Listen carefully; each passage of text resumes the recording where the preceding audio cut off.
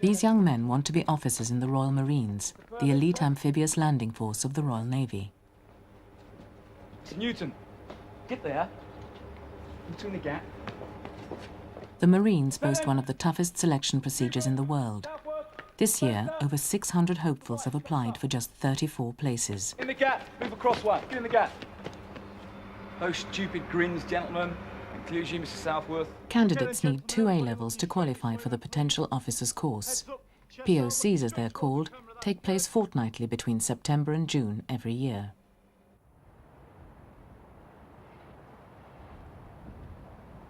Nick Cunningham is 23 and works as a barman at Malvern in Worcestershire. To get me through it at the hardest times, I just think about failure. That's what's going to be on my mind. Do not fail. And I hope that will be enough, just the thought that I might have to wait another year to give it another go. Rowan Newton, aged 23, works as a bouncer in one of Glasgow's busiest nightclubs. He lives with his girlfriend, Margaret Ann. It's the first real test, if you like. I've been through different interviews and meetings with different people, but this is the first time that I've really been tested. The first time that I will get any kind of feedback from them as to whether they feel that I'm up to this. I've got the piece of wood in my bag. 17-year-old Tom White is one of the youngest candidates applying to the Royal Marines. He's deputy head boy at Maidstone Grammar School in Kent. I'm quite confident of passing. It's not just the physicalness, the physical side I think I've prepared quite well for. And the mental side I don't think should be a problem. I'm quite good at talking and coming across. I mean, I've got a debate next Thursday. I really don't think it'd be a problem. 22-year-old Ben Brabin is studying English and philosophy at Edinburgh University. He's joined the Student Officer Training Corps and has applied to the Army as well as to the Marines. I think that it's going to be the most physically demanding 2 days of my life. If it isn't, then I'm not trying hard enough. The things I'm worried about, the aspects of my character that might let me down, I think I'm quite inclined to take a back seat. You know, I'll sit and be quiet. I'm not always at the front. And physically, I've always been perhaps a little slower than I might be. So I'm going to have to make that extra effort to lead from the front. Candidates are sent to the Royal Marine Commando Training Centre at Lymstone in Devon and must pass a gruelling 3-day physical test before going on to be interviewed by the Admiralty later in the year. Course. Most candidates coming to Lymstone fail within 1 hour of arriving. The first tests are to the United States Marine Corps fitness standards. If the candidates don't pass, they're sent home automatically. On average, we pass between 30 and 40% of those who arrive, but we're not actually striving for any particular figures. That's the way it works out. Occasionally, you will get a bad course. The people who are chosen to come on POC are chosen indiscriminately, so they can come from all parts of the country, all social or intellectual backgrounds. Last week, we had a bad course where 12 people arrived out of 16 who were meant to, and of those 12 people, 1 person passed the USMC personal fitness test. It was very weird getting here last night. It's like coming to a new place. It was a bit like going to school or university for the first time. It was a bit daunting. But yeah, there's some good lads here, so we've had a good laugh about it all. But yeah, unfortunately I kept this one awake, I'm sure, all night. Yeah, the beds just creak, it's so uncomfortable. Everyone seems to be quite nervous about the USMC. It's the first real test, and I don't think anyone wants to be on the first train home, so everyone's hoping to get through this stage, and at least you're here for the 3 days, you feel like you've had a good crack at it then. There's one guy who said, oh yes, I can do 14 pull-ups, and we went, 14 pull-ups, oh God. But not everybody's a complete superhuman person, glad to say. Well, this morning the nerves are building up. I'm extremely apprehensive about the USMC fitness test. But then I suppose pressure is what they want us to be able to respond to well. Colour Sergeant Dickie Stokes is the physical training officer who runs the potential officers course. Over the last year, he's failed 2 out of 3 candidates who've applied to Lymstone. Okay, stop there, heads up, look at me. You're here to impress us. And at the moment, that is not very impressive, gents. If we tell you go from A to B, there are 2 speeds here. One is as fast as grease lightning and the other is perfectly still. And when I say go, you go down there in 2 ranks, front rank kneeling. Stand by. Good! That's better! Good, let's go! The United States Marine Corps fitness test consists of 5 exercises. You either do it to a time limit or to a maximum amount of reps, whatever we tell you to do.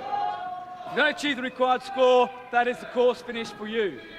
Put your knees together. 6 weeks ago, Ben, Rowan, Tom and Nick got a letter from the Royal Marines telling them the standards they must achieve for the USMC with a suggested training programme.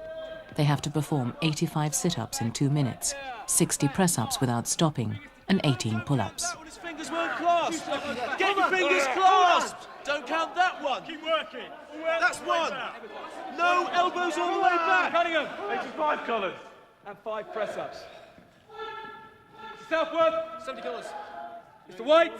51 colours. And 5 press-ups. Pay attention to the detail, Mr. White. And 5 press-ups. Mr. Griffin. 84 colour sergeant. Come on.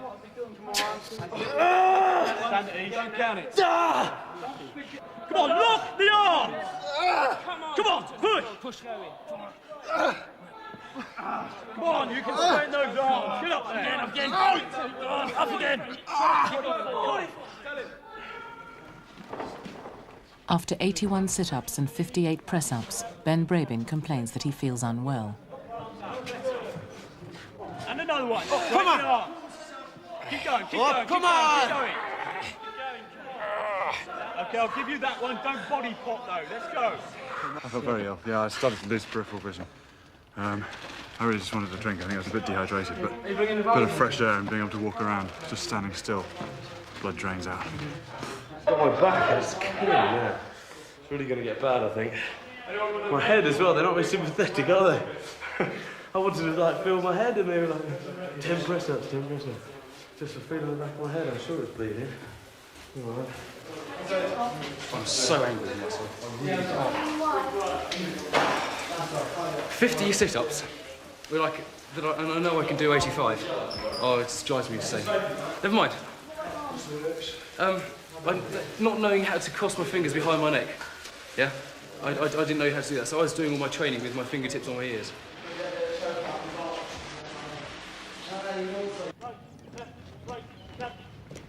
Ben, Rowan, Tom and Nick all pass the United States Marine Corps tests and stay on at Limestone to complete the assessment.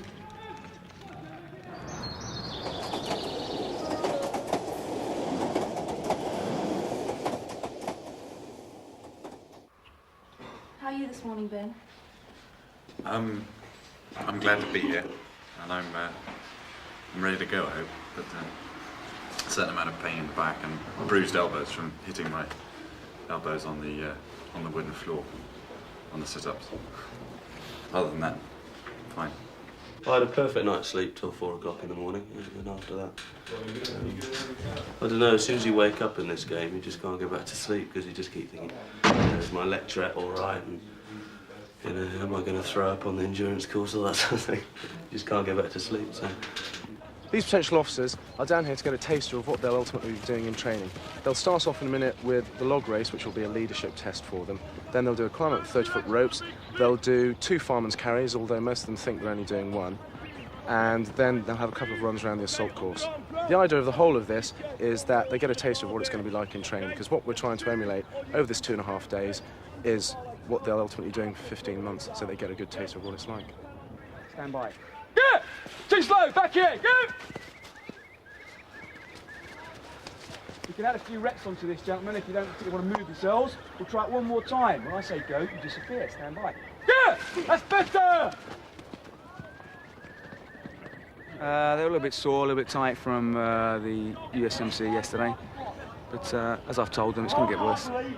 I don't know how you get across ropes. I find it much easier to hook the rope underneath this hill, this beam towards the ground, and have the rope running under your chest and letting this leg dangle freely so it lowers your centre of gravity.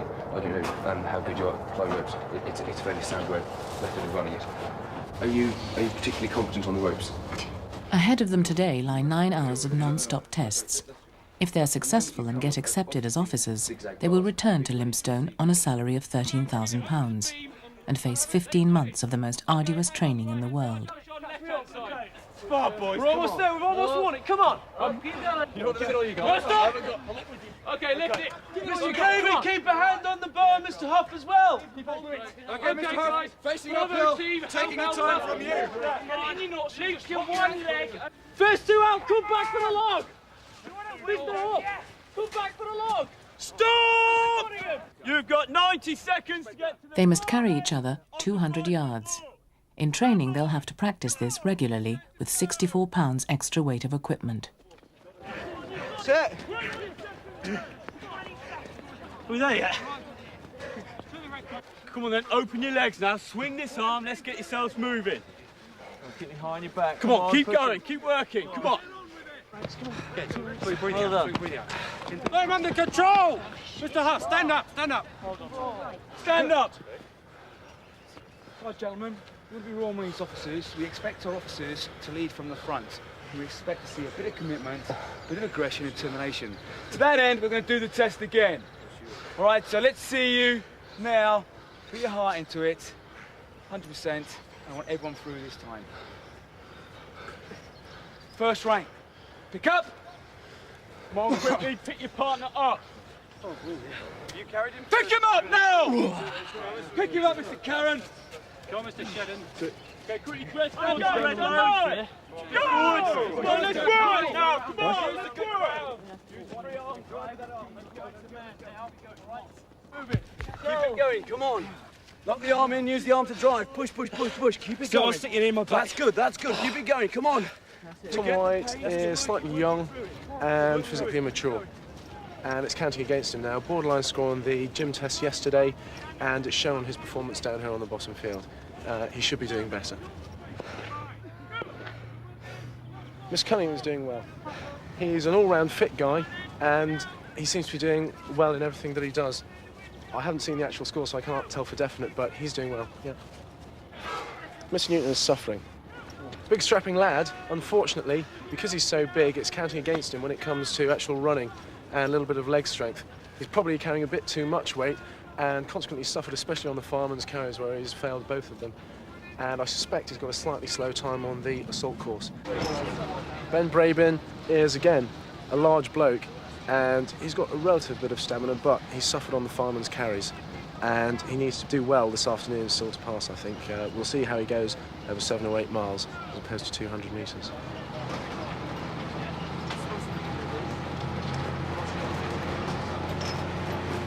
What they don't know is that the 7-mile endurance run back to camp includes wading through pools, underwater swimming, and crawling through 18-inch high tunnels.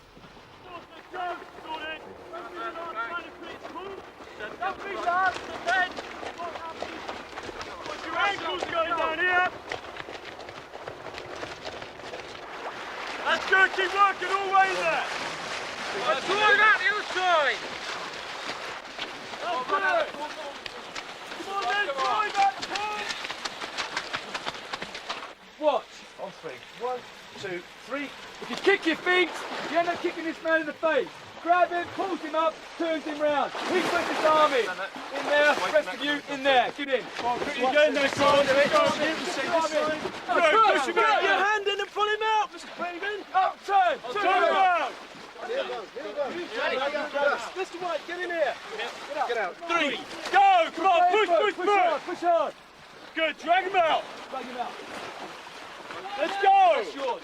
Kick. Like this. Where you go? Hey, come on. Okay, quick. Up and out.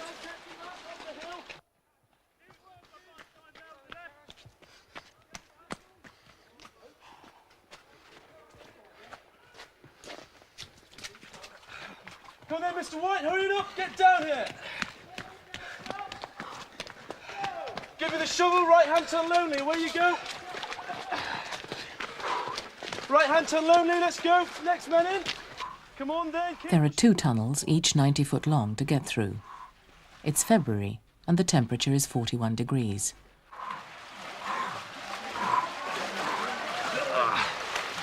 And to your right, carry on. Carry on, let's go.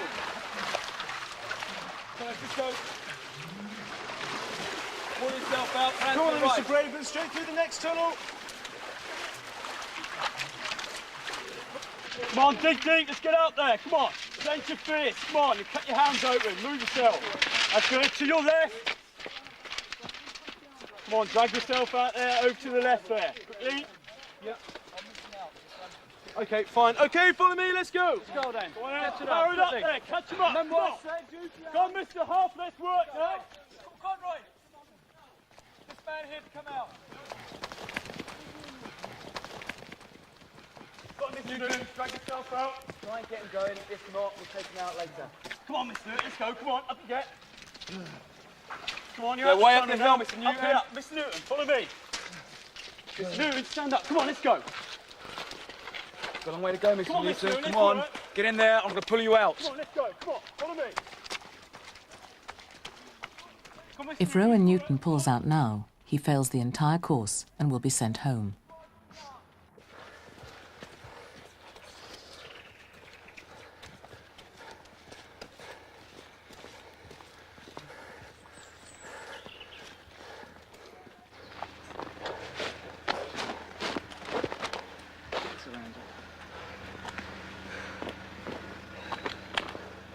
Okay, pull the wagon. A couple of the other guys are hurting a little bit. Mile and a half free run coming up now. I think maybe one or two won't complete the run back. We'll have to wait and see. Who've they got to chase? Me. Up there, you see the course officer. You've got to try and catch him up. 3/4 of a mile, free run. When you get to the other end, you'll be given your positions. First, second, third, fourth. Some of you need a good showing. When I say go, you catch him. Stand by. Get! Go! Go! Come on, then, let's set off. You mean you carry on. Let's sprint. Come on! Come, Mr. Get up there. Just need to put in more time on the roads, but more endurance. I got this far, it was just endurance wasn't good enough.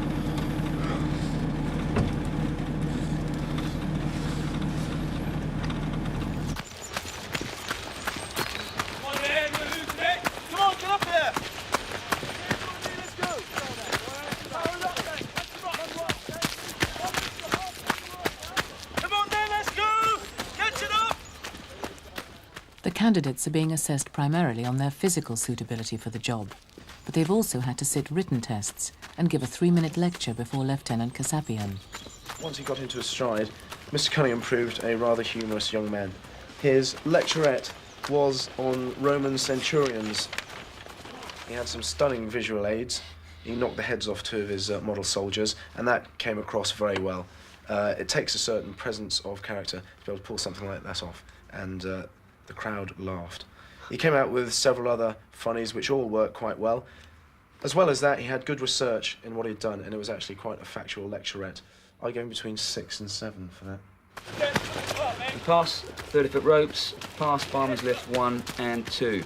His assault course time was 3 minutes 43, satisfactory, and his hare and hounds position was 4th. The first 4 actually were reasonably close together, so that was a good shout. And he had no problems with the run back. 5/6, taking my normal line, strong 5. Brabin, not a star in performance, but certainly Mr. Brabin has done enough there to warrant a 5. 30-foot ropes, he passed okay. Farmer's lift 1 and 2. He was there only just. I thought he might have a few problems from then on, but it was ungrounded. His assault course time was 3:49, satisfactory. The hare and hounds run across the top, he was 5th, and no major problems on the run back. So his RM knowledge was good, his raw knowledge was good, and his appearance was very smart. Gave him 6 overall for personal qualities. He's a very personable young man, came across very well. The pass mark is 5 out of 10. Overall, he's got 5 for phys, a 6 for communication skills, a 6 for leadership, and a 6 for personal qualities. He is a solid pass. Mr. White, he waffled a lot. He was talking to me, and I was just there to listen to him, which is fine to a certain extent, but it was slightly irritating, to say the least. USMC score was 301 marginal. He was one sit-up away from missing the cut. That's how close he was to failing. 30-foot ropes, he passed. Farmer's lift 1, he was just outside, and we're talking by a second here, so I've got him down as either way. But then Farmer's lift 2, he failed also. Hare and Hounds, he was second, and no problems on the run back. Likes his running, does Mr. White, but he's neglected his upper body strength, and he doesn't like weight on his back. He's trained wrongly, as Mr. Newton. He's obviously a gymnasium monster. He likes going in there banging out iron. Yeah. Really a rounded character. He needs to get out on the roads. He needs to start putting the miles in. So out of a course of 16, we have 5 pass, which is not far off the average. Yeah, good. Yeah. Good. Okay, gents. Thank you very much indeed. Only candidates good enough to go onto the Admiralty interview board next May have passed. Come on in, shut the door, have a seat and relax, Mr. White. Okay, how do you think you've done? My physical side, strength-wise, I did abysmally on Monday, especially in the USSFC. Very disappointed. But I was quite very chuffed with my leadership task on the log run. I thought that went quite well, and the endurance one, to a certain extent, I was quite enjoying it towards the end. Okay, good. I'll put you out of your misery. You haven't passed, okay? I haven't passed. No. Yeah, it's one of those things. I mean, I've had a very enlightening 2.5 days. I'm glad I've come. I'm very, very glad I've come.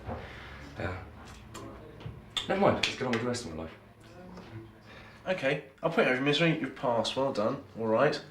Just be more confident, because the one problem you may have at AIB is that you're slightly reticent, okay? Be more forthright. You've got the ability, yeah? Use it. Yeah, you've done well, you've passed. Good effort, okay? Congratulations for that. Be aware that first impressions are very important, and your appearance could perhaps do with smarten up a little bit, okay? Every now and then, your tie was dangling a little bit down here. You've got buttoned down buttons on your collar, and they're sort of sticking out, they're not done up, okay? Small points, it may seem like nitpicking. Yes, sir. Any questions for me at all? I'm just too happy to say that these are. Excellent, okay. You could do with running a comb through your hair every now and then as well, all right? 10 weeks later, Nick has the date of his interview at the Admiralty Interview Board, known as the AIB. Yeah, I'm really looking forward to the AIB. I've done quite a lot of work the last couple of weeks. I mean, there's only so much preparation you can do for something like that. A lot of it is just, you've got to be yourself. I think the discipline will suit him too, because he tends to be a bit laid back, really, and I can see from his school days that he really produced very good work and was always very productive. But as soon as he hasn't really got any direction, he does tend to fall by the wayside a little bit. So I think certainly a strict routine will bring out his full potential, really, because I don't think he works to his potential unless he's got a goal.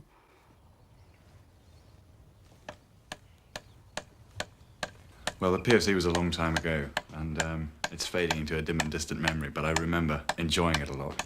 I can't remember the pain. You forget that fairly quickly, but I do remember being extremely happy at finishing it. Well, the next stage, I've got 3 weeks before I do my AIB, which is the second stage of selection. Well, the advice that everyone I've ever met has given me is be yourself, which is about the most useless piece of advice I can imagine. So what I'm going to try and do is go in there and convince them why I want to do what I want to do. And I hope that what they see of me in those 4 days will be enough to convince them that I really mean it.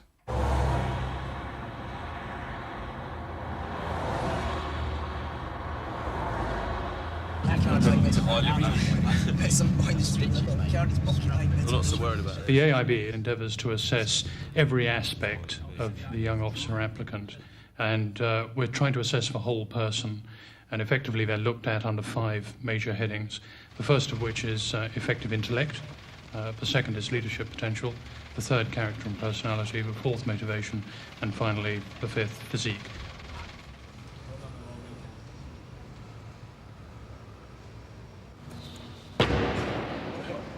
far is it between the platform and the room? It's like running along the side of a very long cliff, and any minute you've got, and especially now I feel I've gone so far, and any minute I'm just going to slip off. And I can just see the end, I can see the finish line, and I'm just praying I'm not going to slip off the edge now, otherwise you have to go right back to the beginning. And that's what it feels like, it really does.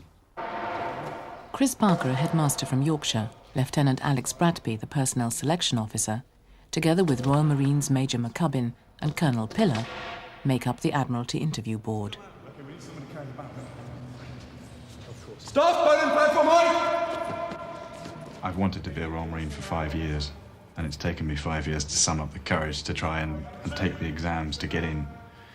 And I've gained that courage, and now it's being put to the test.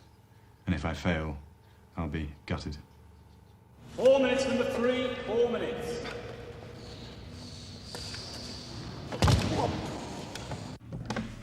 And number 2, sir, Mr. Cunningham. Thank you, Sergeant Miller. Come on in, Mr. Cunningham. Come and have a seat. On my left, Mr. Parker, our boarding headmaster. Morning. On my left. And on Morning. my right, Major McCubbin, the other Royal Marine member of the board. How would you see yourself being employed during the first 8 years of your career as an officer?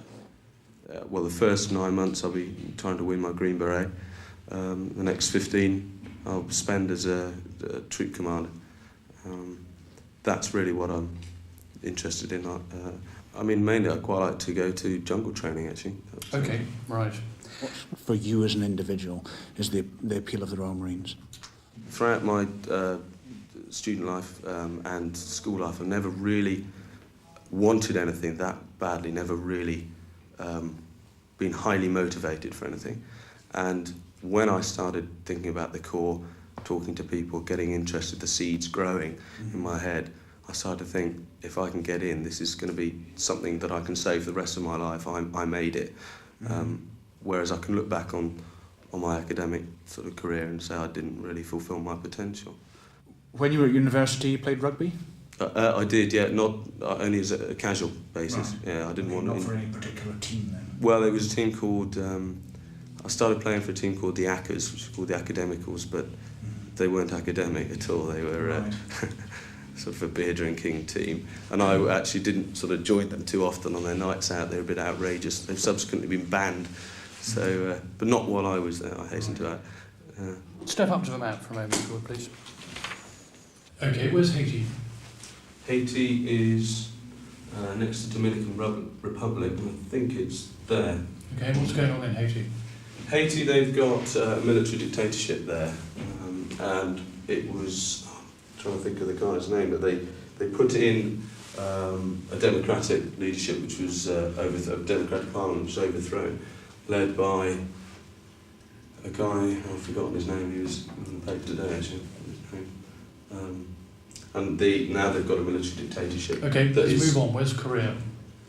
Korea is up here, there and there. It's really good, everything's gone. No, the interview's gone better than I expected, the group discussion's gone better than I expected, and the gym task, so I'm really happy. I mean, I still don't know whether I'm going to pass, obviously. Cunningham. Right, I found him an interesting character. Initially, perhaps, as you said, the laconic style, rather showy, almost bimbling along. He could give the impression that perhaps he liked himself a little bit too much. But certainly he sharpened up to give competent, full enough answers. But there's a certain manner about him that it makes him appear definitely one of the lads. He's a keen socialite, no doubt enjoys his job serving behind the bar at Malvern Girls' School, and it appears to be quite a character joker within his group. I found him a generally amiable chap, a little bit sloppy, but humorous, and one could warm to his character. Quite competent, but I still felt he was somewhat immature. Not necessarily irresponsible, but certainly immature still. Yeah, right. Well, I think he was reasonably presented for interview, but I wouldn't have called him particularly smart. He was certainly fairly composed, to the point, I think, of being rather laid back. And again, I make this comment about his general sort of laconic style. We got off to a bit of a bad start because he couldn't tell his left from his right or my left from my right, so he thought that Major McCubbin was headmaster and Mr. Parker was Major McCubbin. We got that sorted out. There were some what I call weak answers. He acknowledged not working hard enough at school, the wrong choice of subjects. He told us that he chose Birmingham University because it was near home and he'd get home to get his Dobie done. I don't know whether he was trying to be clever or whether these were the genuine reasons, but they didn't impress. The little bit about getting the green beret came out as well. So all of that, I found, I think the motivation is there, but at the moment it's somewhat misplaced. I think this, as a young man who likes to be an accepted part of the crowd, and being part of what he sees as the Royal Marine crowd is something that he wants to go for at the moment. I would see him at the moment, on the marks that I've given him, as on the line of fair potential. I think there are some shortcomings. I think they are trainable, but they are ones that will have to be looked at and he will have to address very carefully. Okay, are we ready to mark? 540. 520. 520. 540. The pass mark for the AIB is 530 out of 1,000. 530? 530, yeah. Maybe, maybe not. Maybe not. Too early to say. Yeah. Number 3, sir, Mr. Breeden. Come on in, Mr. Breeden. Come and have a seat. No, you've travelled down from London, have you, Mr. Breeden? Sir, yes. Did you fly in? I did. Good. Got your warrants all right, did you? Yes, there was no problem. So you flew into Heathrow and then got, what, a train down? A train after a bus to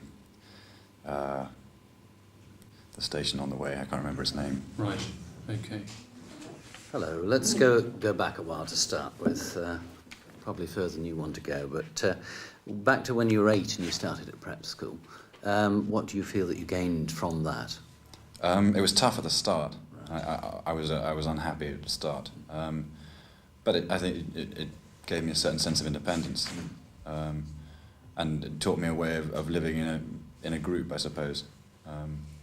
I was a boarder for 10 years. Yes. with secondary school as well. Yes, because you started when you were 8. That's right. Yeah, that's right. So you felt that this was good preparation for later in life? Yeah, there were obviously limitations. I mean, it was both the schools I went to were single sex. So I came out sort of rather wide-eyed and unaware of what was going on. But on the other side of the coin, yes, it taught me a certain amount of discipline. I had to take control of other things apart from just work, if you like. Who is the Chancellor of the Exchequer? It's Kenneth Clarke. Head of MI5? Stella Remington. Okay. Foreign Secretary? Douglas Hurd. NATO Secretary General? Manfred Werner. What is the ECU? It's the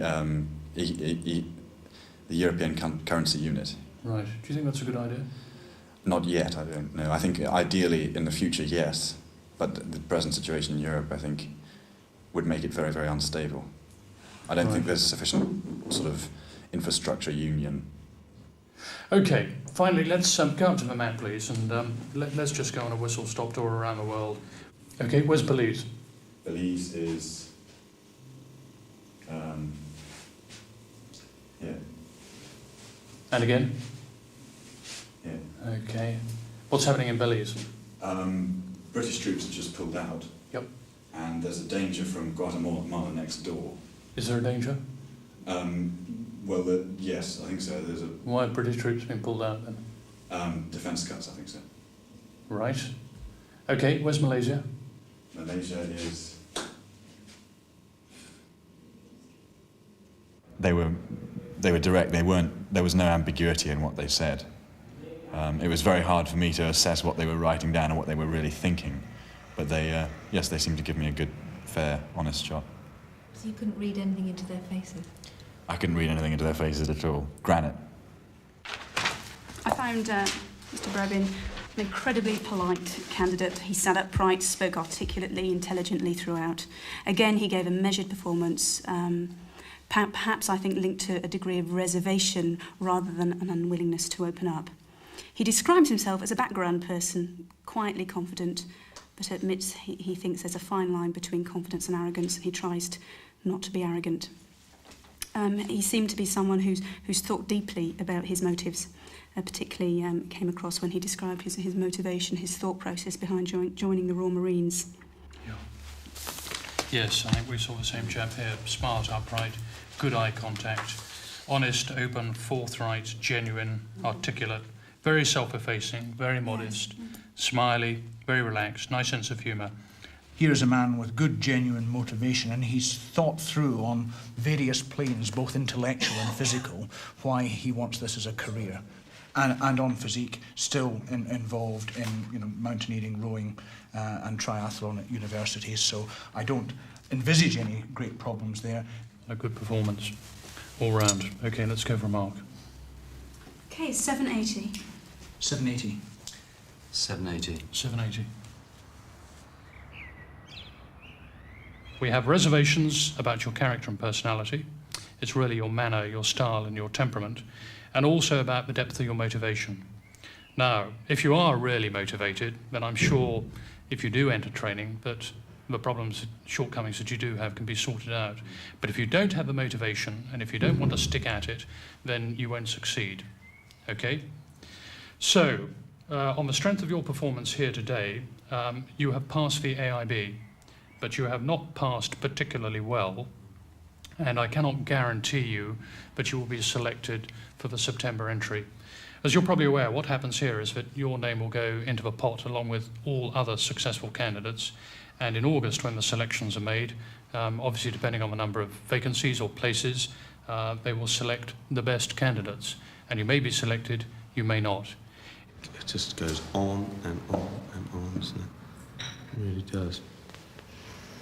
How much longer have you got to wait? Till July or August or something ridiculous like that.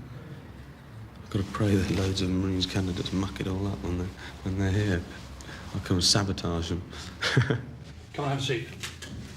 Right. Well, Mr. Braben, I'm very pleased to be able to tell you that you have passed the AIB and you've passed it well. Okay? In the interview, you articulated well. You gave intelligent responses to the questions you were asked, and we were able to enjoy a good discussion with you on a range of topics. And we're quite satisfied here that you have a very sound potential. Hello, Zara. How are you? Great. How do you think I look in green?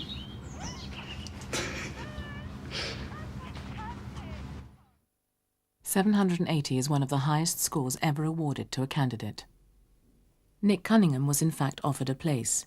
He began training in Limestone last September. Tom White chose not to reapply to the Marines. He was accepted by the Royal Engineers. Rowan Newton reapplied to the Potential Officers course at Limestone and passed. He's awaiting his Admiralty interview board.